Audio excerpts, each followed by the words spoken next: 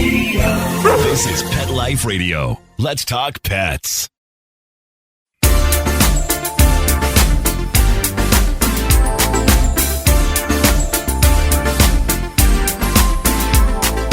Rappaport to the rescue with award-winning animal advocate Jill Rappaport. Welcome to Rappaport to the Rescue. I'm Jill Rappaport, joined by my favorite partner in crime, Bill Berloni, the extraordinary trainer to all wonderful animals that have been rescued. He takes them from the streets and makes them superstars and part of his family. Bill, so great to see you. And wow, you have been on a whirlwind. What a difference a year makes, or 2 years, because we're celebrating our second anniversary. Can you believe it? I can't believe it, Jill. And the time has just flown. And, doing this podcast has just kept a positive spin on the world for us, being able to reach out and help others during these tumultuous times. So I'm so glad we're still together and we're still doing our podcasts. Yeah, I've been with you longer than most men, let me tell you. And 2 years and counting. And when we first started, Bill, things were really so grim on so many levels for so many people. And for you, thank goodness you and your family were healthy, but work-wise, it was a very frightening time for you. Yes. I mean, like every good business, we had a plan for when there wasn't work, but we had no plan for our world ending in terms of being able to supply food and medical care for our animals. So thank goodness I had the Humane Society of New York where I could work and other jobs, but it took almost a year before we got back on our feet with the entertainment industry. And now 2 years later, I can't even get a hold of you. Let me tell you, I have reached out to you. I said, come on, we're going to do some shows. Can we wait 2 weeks? Can we wait? You are so busy. You're on the road. I know a lot of the things are top secret. You're not allowed to say until they actually air or come out. But can you tell us what you've been up to? Give us a little tease and some good juice here. Yes. I mean, here in New York, the entertainment industry, especially the film industry, has come back with a vengeance. There is so much work for actors and tech people in New York, and that included having animals on many projects. And currently, I've got a couple things I could tell you about. We're doing a mini-series based on the book Lady in the Lake, which came out a few years ago. And it's about the race riots in Baltimore in the 1960s. And it stars Natalie Portman. And there were hundreds of animals listed in the scripts over the series. And I got called not to be the animal trainer, but to head the animal department. Wow. Which is the first time, yes, that I've been asked to actually set up the shots. And it's quite gratifying because instead of going in and educating people before the shots are even designed, I'm talking to the directors and the designers. So it's much less stressful going in. And that started in May and it's going to go till October. So I'm in Baltimore almost every other week filming. Wow. On this project. Disney Plus is doing a new comedy series called Fleischman is in Trouble, starring Jesse Eisenberg, and Jesse's character. From the Social Network. Yep, from the Social Network. And Jesse's character has a dachshund. So. Oh, like me. I love that. Is he a little bad boy like my Oscar Mayer? Well, interestingly enough, the character wants to appease his kids and he's walking by an adoption fair and he adopts a dog. So kind of inappropriate, this last minute quick thing. At first, the dog obviously needs a little training, but then becomes an integral part of the family and well loved and well cared for. So again, it's a comedy for Disney Plus, but it's got a lot of good lessons. Oh, the best lesson, adoption, opt to adopt. That is so great. And what I love about this project with Natalie Portman, I know that so often you're on projects where you feel a little out of control. You want to be able to work on every level with those animals to make sure they have the best protection. And so many times in so many cases, that's taken away from you just because of the people and the tier of people ahead of you. And now you have total control, which really is the ultimate to being able to protect these animals, isn't it, Bill? Exactly. And ultimately, if the animals are happy, you get the best shots. And at first, the Hollywood people were a little taken back by, well, who is this guy and why is he telling us how to do it? By my second shoot today, they were blown away by the fact that we were getting things in 1 and 2 takes and animals are happy. So again, continuing to educate people about the sentient nature of animals. They have feelings, and they deserve the same rights and care that other living creatures on the set deserve. So it's a wonderful experience, although I'm sort of breaking a mold. There's never been an animal department in which there was a head animal trainer. But it's about time. This could start a whole new trend.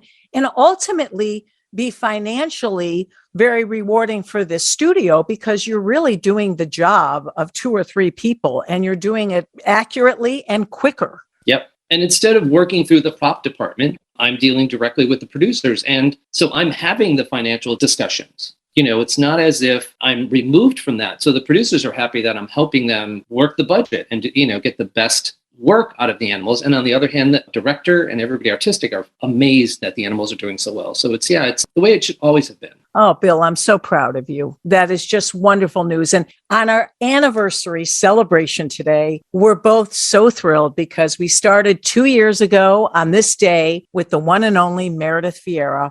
I worked with Meredith for years, and you got to meet her because of our relationship, and you ended up taking care of her beloved dog, Jasper, which sadly, Jasper is no longer here. And Meredith was so gracious and kind. When I said, it's our second anniversary, we need you to kick it off. She said, I'm in. We're going to be speaking to her coming up. And Bill, this is really special for us. We're really coming full circle, not only with her, but also the story of Jasper. It's really great, isn't it? Yes, it's great on so many levels. And for me personally, both you and Meredith provided important moments in my career. You giving me the first network interview, and Meredith bringing me on the Today Show certainly raised my status in terms of the work that I do. And so being here today with both of you, having started our podcast with both of you, and revisiting that has a special place in my heart. Oh, thank you so much, Bill. Well, when we come back, happy anniversary. We are going to have our one and only special guest, Meredith Vieira. Stay tuned. Hey everyone, Michelle Fern here. Dogs are part of our family. They're just our fur babes. And we want them to feel comfortable and cozy. And above all, make sure they're safe and protected. And that's how Diggs feels too. That's Diggs with 2 G's. They're dedicated to improving the safety, happiness, health of your pets. And they have great, smart, stylish, super easy to use products. I love the Diggs Revel collapsible dog crate. And it's not just a crate that you need when you're crate training your pooch. This crate is fabulous. For your older dog, dogs love having a little area they can go in and nest that's just their own. It's wonderful for traveling. If you're visiting people this summer and you're taking your pooch, take the Revel with you. It's a great way to set up a little space for your dog inside the area that you're staying in where they feel comfortable and safe. And guess what? The Revel collapsible dog crate is a cinch to use. It's so convenient. You can literally raise it and collapse it with one hand. Very easy to clean and no injuries to paws or jaws. And if you're traveling in the air this summer, make sure you check out Diggs 5-star passenger travel carrier. It's small enough to fit right under your airline seat and plenty of space for your pooch. Make your pets more comfortable with Diggs' wonderful products. Go to diggs.pet and use promo code PETLIFE15. That's diggs.pet with promo code PETLIFE15 to get 15% off your entire order. Let's Talk Pets on PetLifeRadio.com.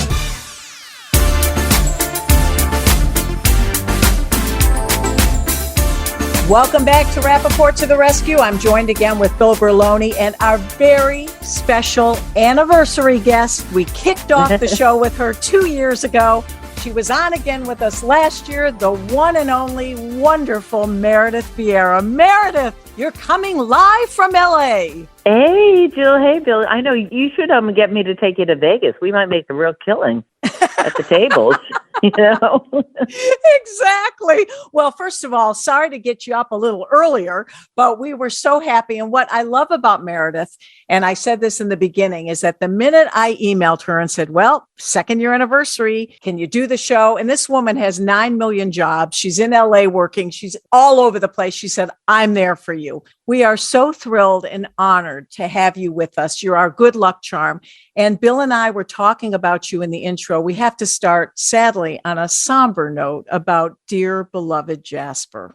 Oh, yeah. It'll be a year in November 1st. The Jasper passed away, 17 years young. Oh. Lived a really good life. I still miss him. Well, you know this feeling every day so much. We have one of those screens in the kitchen that you can put your photos on and they just rotate them through the day. And every day I come down at about the same time. And it's right when one of the photos of Jasper pops up. And I think it's just his way of saying, hi, kid, I'm around. Have a nice day. At first it made me sad, but now it makes me happy.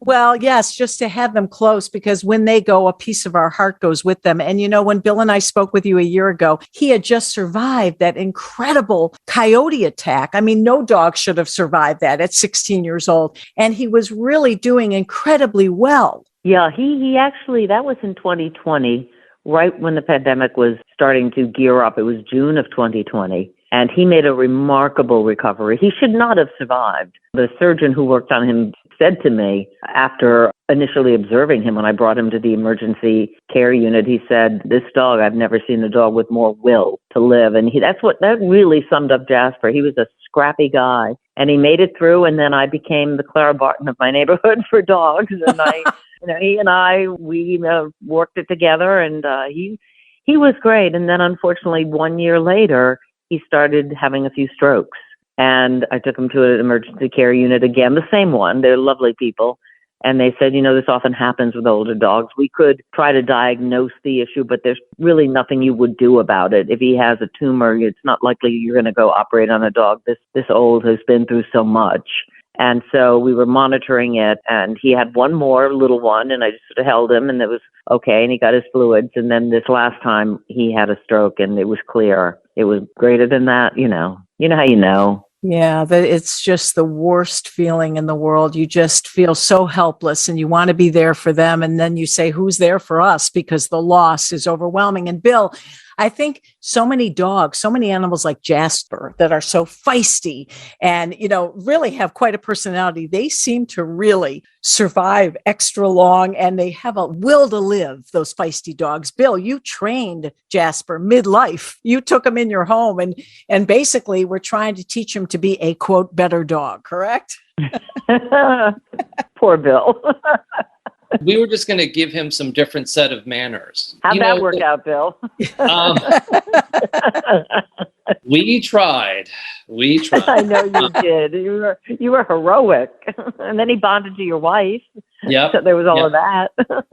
But, the will to live, I think about this often with some dogs because, there are some people I meet and their dogs are 18, 19, 20. And I really do believe the will to live has to do with where they're living. If they're in a home that provides them with all the needs that they need and they want to be there, they're going to hang on and fight what may come along. It's so unbelievable. Meredith, I know your cat was very attached. So what's happening with the animal family now? I know you have the cat, but are you going to get another dog? Have you gotten another dog? We have two cats, Felipe and Sweet Pea, brother and sister, although they look nothing alike. Felipe is huge. He looks like a puma. And little Sweet Pea is so sweet and tiny, and they are their personalities. Felipe was particularly attached to Jasper because when we got the kitties, we had already had Jasper several months, and he used to carry them around in his mouth, literally by the scruff of the neck. And the boy cat ended up really thinking, this is cool. The cat, Sweet Pea, the female, was just like, enough.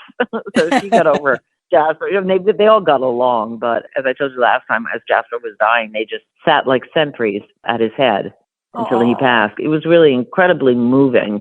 At a time of such sorrow, you could see the empathy that animals have for each other. It was clear that they understood, and they would not budge. They were going to stay by his side. And since then, I think they absolutely miss him, more Felipe than Sweet Pea, if I'm being totally honest. But they've always been very social cats, but I think they're even more. We were taping my game show, 25 Words or Less. I was in New York again for this last season because of COVID protocol, and everybody else was in LA. And I have a little group, a little staff that works with me. We're 5 altogether. And when those folks would come in the house, they would glom onto them. They just loved the attention, and they were a little confused. We wrapped up a couple months ago, and they were like, where is everybody? This was the party house. What happened? So health-wise, they're doing great. Felipe has a little renal situation, which is very typical in older cats, from what I understand, kidney issues, but totally treatable. Nothing to worry about.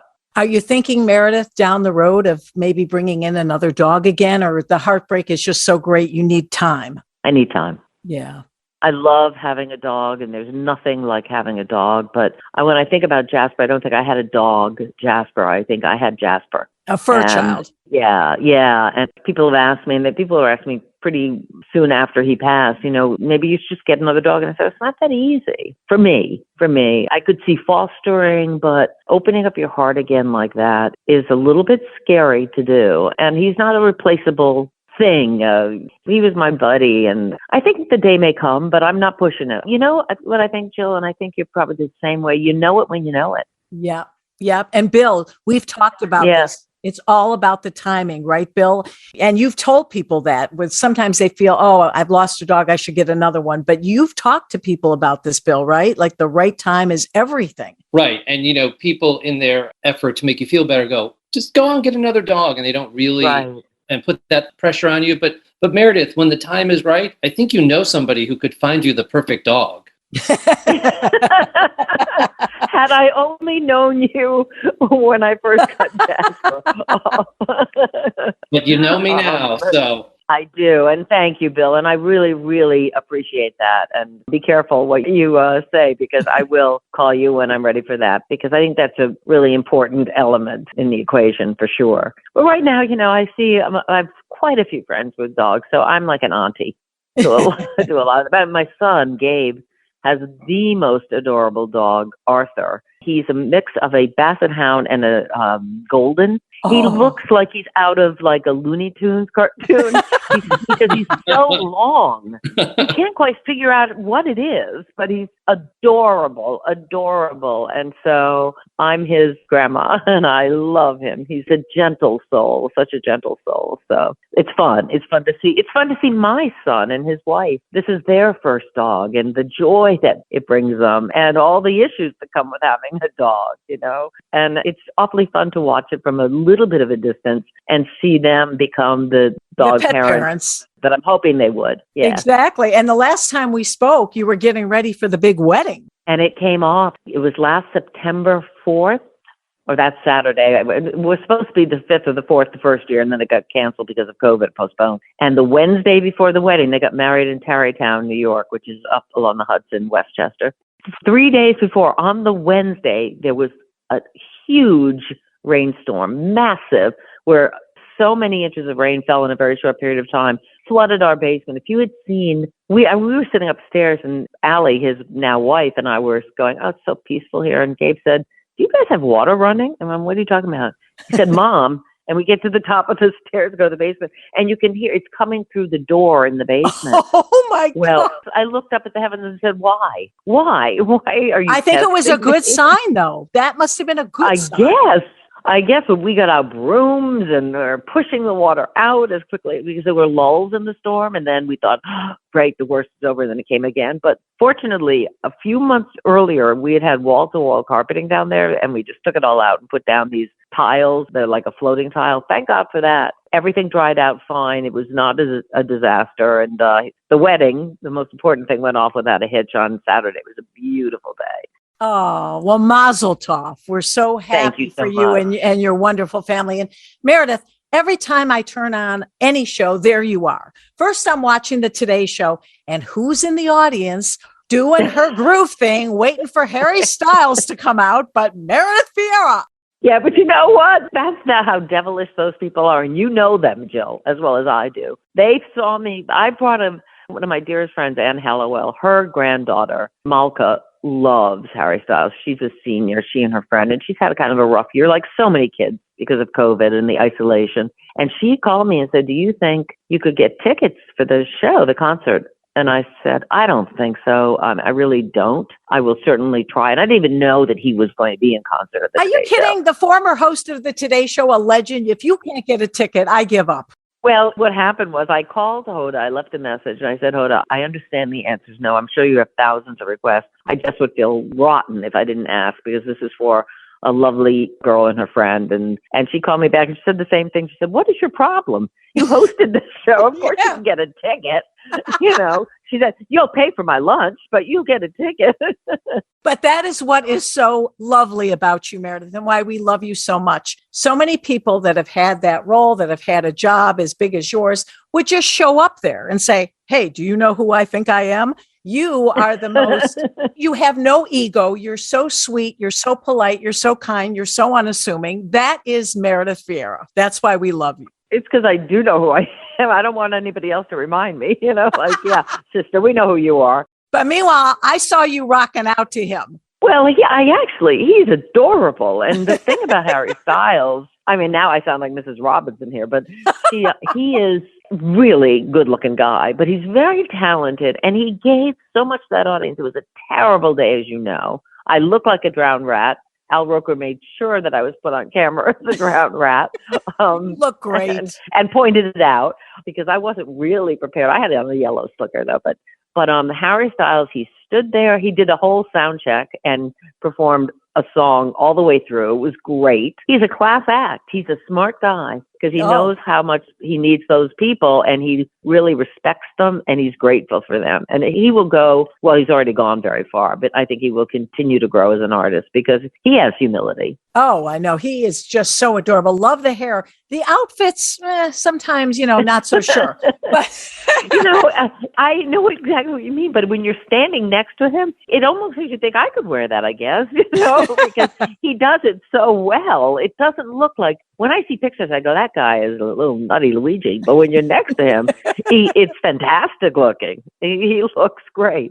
Switching channels again just last week. And there you are with The View, talking about 25 years. You were the first moderator. You were talking about your relationships and how things have changed over the years, showing the old clips. I thought that was so fascinating because back then you really were, the whole show was so ahead of its time, but you had secrets you had to kind of respect and observe, which kind of pissed you off a little bit, right, Meredith? Yeah, and we talked to it really honestly about, first of all, I'd seen Joy on and off, and Deb on and off, because she had moved out to LA, and I'd done her Hallmark show out here. That's Deb Matenopoulos. Matenopoulos, right. And I think I'd seen Star once, but it's over a course of many, many years. You really do pick up where you left off. But what had gone unsaid during our time together, and I was there 9 years, Deb was the first to leave, then I did, and then Star, and then Joy came back. But a lot of it revolved around Star, actually, and her health issues. And I give her a tremendous amount of credit because at the time, and I sort of confronted her maybe that's not the right word, but I owned up to our feelings back then. We were angry that we were being asked to act like we thought it was normal, and we supported, when she said that she loved her weight and all of this, that we were supposed to just go along with all of this. And she said, I was really depressed. And I could never admit that. And I thought it took a lot for her to say that. And I've seen the growth in Star, the emotional growth in Star, and it's tremendous. And I think part of it is she was not a happy person. She could perform as a happy person. She was a very high functioning, very smart woman, gifted, but she just wasn't happy in her life. And part of that was her health. She wasn't healthy, but she didn't want to admit it. She didn't admit that extra weight was causing her problems because, she was the proud Black woman and her size was her size, and that was fine. And I get it, but when it became clear that we were in on some of the lying, like the gastric bypass and all that, I felt, I don't want to do that. I didn't sign up to be an actress. We're supposed to be the show that tells the truth, and it's very complicated too. And I don't want to say this was Star holding it up over us and saying you must do this or that. This was the show really making a decision. Right. But anyway, Star just talked about, her life since, and she got married and then divorced, and it was a messy thing. And she did find the love of her life, and he's, from all accounts, a fantastic man, has a son that Star has essentially taken as not his mom. She knows she is his stepmom, but loves him to death. And actually, we went to dinner, the group of us, after that shooting at the hotel, the taping. And I don't want to say we were raucous, but we were like we were back to where we were 20-some years ago. And while we were sitting there, he called her just to check in. And you could tell by the way he talked to her how much he loves her and how much she loves him. I said, Star, I never put you in that category as parent. She said, neither did I. But isn't that special? That's really nice. Because, I worked with Star too. She was at the Today Show before The View as their legal consultant. And I shared an office space with Star, and boy, was she outspoken. I got such a kick out of her, but I have to be honest, I was a little afraid of her. Yeah, she was tough. Because she was tough, and she had that ability to make you scared. Right. And that was her armor. We all have our armor, and that was hers. What's amazing is that you were the moderator, yet you still had to have the force, the powerful Barbara over you. So even though it was a show where you were supposed to express your quote views, Barbara had a lot of control over that as well. Yes, she did. I mean, Barbara's the only reason that show stayed on the air. They would have pulled it in the first year because the ratings were so low. But I don't think, the numbers were good. I think the numbers for Star were good. And I think that sometimes gets in the way when shows are driven by ratings and outside voices. Sometimes they allow things to happen that shouldn't happen. Right. They look the other way. They enable. We've seen it time and time again on all different levels. And it's a slippery slope. And when it involves other people, I find it really problematic. But again, that's all sort of water under the bridge. And as we were sitting there and talking, I wanted to remind Star of something that I believe made it into the piece. I didn't see the final piece, but that when my husband, Richard, who is doing great, by the way, he had 2 bouts of colon cancer. Yeah, thank God. Knock on his head because it's wood. I'm knocking. And knocking. The second time I was in hair and makeup when I found out, and I was walking through the hall and I was starting to cry. And I said, "Oh my God, he has it again." Oh. And Star was in her office. She came out. She pulled me in, and this was genuine Star. This wasn't phony. She said, "Let's just take a moment and pray." And I said to her in the interview, I said, "I'm not a prayerful person in that way. I feel that I'm spiritual, but I don't know that that would have been my first thing to do." And it was such a kind thing that she did and totally heartfelt. And I never forgot it. And and she said, "No, I remember that." And I guess it was my way also pointing out, like, we had complicated relationships, all of us, but at the bottom of it all, there was a love and a respect because we were forming a family from the ground up. And every family has dysfunction. I'm sorry, it does. And we had our share of it, but there also was a real bond. And I could feel it in that hotel room a few weeks ago, too. Well, you'll be happy to know that story, that heartfelt, touching story, which actually brought a tear to my eye, did make it on the air. So good. Yes. And I thought, wow, that was another side of Star that I probably didn't realize and didn't know. Yeah. So it's amazing. And Bill and I were talking about you in general, Meredith. First of all, Bill, it gives us credit for his career, which is amazing. But you have been such a force in the industry. And forget all the accolades and all the titles. You've had the biggest and best jobs in this business. But yet you and Bill, you agree with me, have remained, as I've said earlier, so grounded, so down to earth, and so real. What is the secret? Is it that you just were born without an ego? Well, we all have an ego. We all have an ego, and I think I have a healthy one. But I don't know. I never drank the Kool-Aid, and at least I tried not to. And I'm sure I can attribute that to my parents. And my dad's philosophy was to get anywhere in this world, you have to be a hard worker and always lead with kindness. Just always. Because it comes back to you. It's a boomerang, If you lead with it, it will return to you, some form or another. And it's the right thing to do.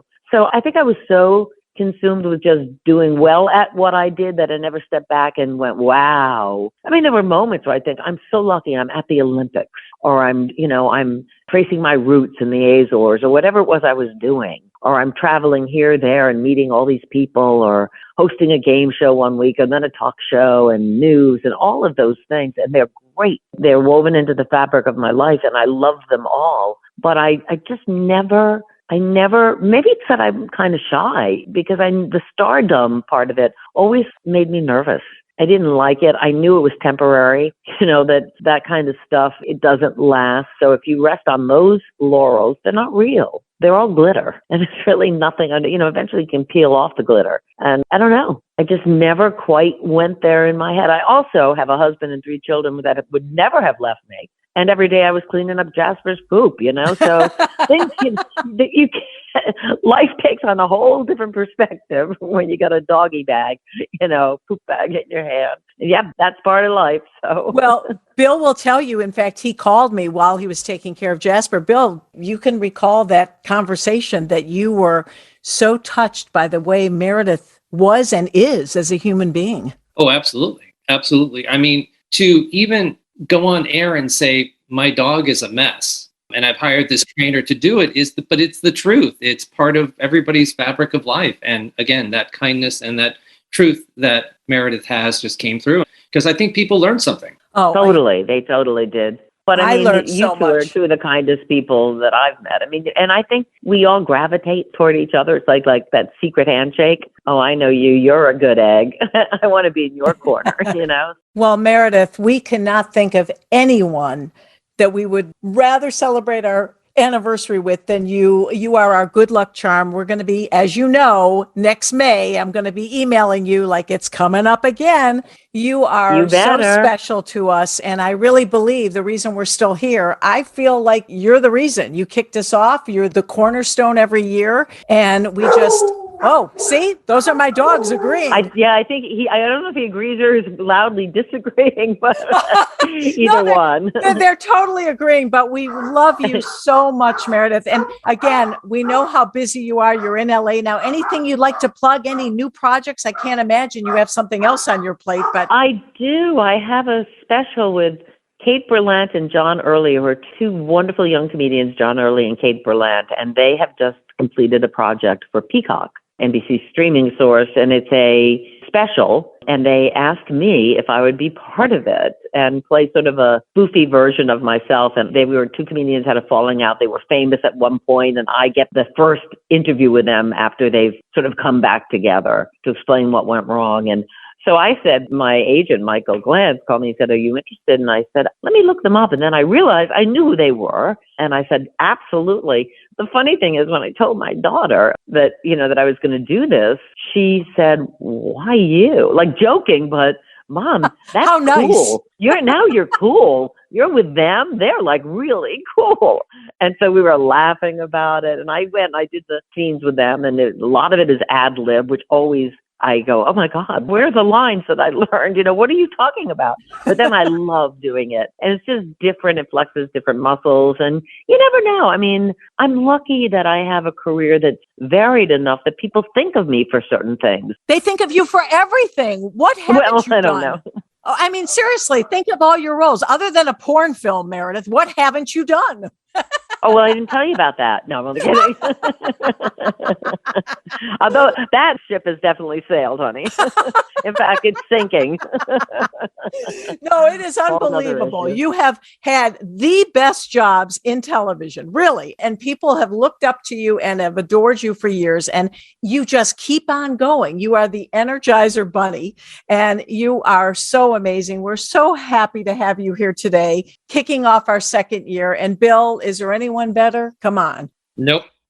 And again, she gets the best jobs because she's the best person. That's so true. Thank you, guys. Well, good luck this season, and you better call me in May. Oh, you can count on that. We love you, Meredith, and have a great time in LA. And I know you got all dolled up and you look fabulous, even though we can't see you. I'm going to go out to lunch. Oh, yeah. Oh, of course. Lunch in LA. How unusual. Where are you going? To the Ivy? Where are you going? Oh, well, where else would I go? No, I think In-N-Out Burger, actually. Well, have a great time and give our love to your family. I'm so glad that Richard is doing so well and your kids are so happy and the cats are good. We love you and thank you so much for joining us on our second anniversary of Rappaport to the Rescue. Let's Talk Pets, every week on demand, only on PetLifeRadio.com.